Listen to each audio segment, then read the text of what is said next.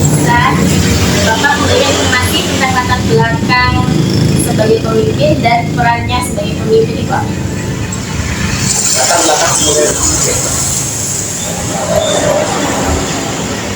Kalau ditanya latar belakangnya apa, ya apa yang dia kuasai, apa yang dia pimpin.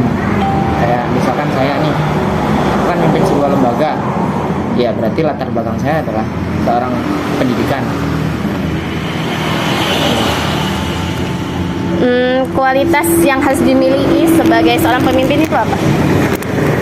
Kualitas yang harus dimiliki oleh seorang pemimpin adalah ya, yang pasti dia harus bertanggung jawab pada bawahan. Itu yang paling utama. Jujur juga, kalau misalkan dia nggak bertanggung jawab, ya dia nggak cocok sebagai seorang pemimpin. Definisi tentang kepemimpinan menurut Bapak gimana? Definisi tentang kepemimpinan. Kepemimpinan itu jadi ujung tombak dari terlaksananya sebuah organisasi.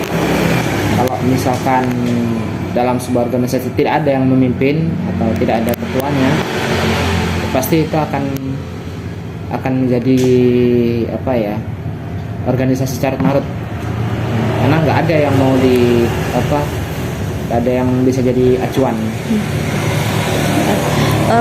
Sejauh mana kejujuran itu dianggap sebagai kunci dalam pengambilan keputusan dan tindakan sebagai seorang pemimpin?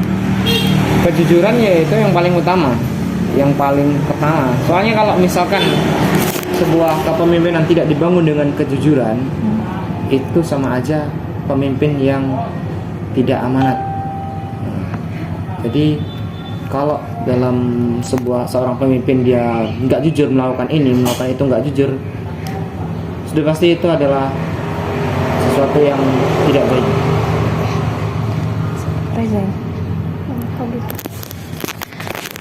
Bagaimana Bapak itu memastikan bahwa semua anggota tim merasa dihargai dan didengarkan?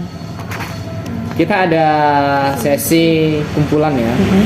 Dari awal kita kumpul, kita selalu ada komunikasi, terus masalah kalau di sini kan ada namanya karir, ada finansialnya juga.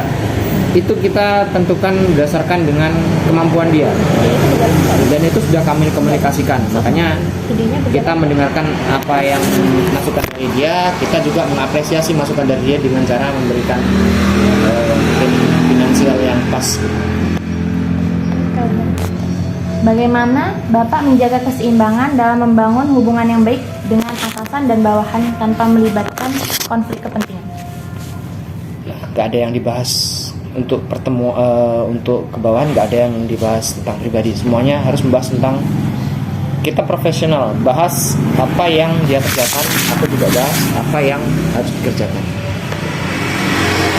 Selanjutnya, faktor apa saja yang menjadi kunci dalam membuat manajemen Anda berhasil?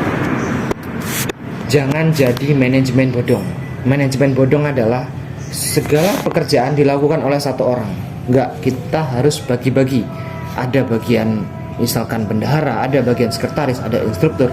Itu semua harus kerja pada tupoksinya.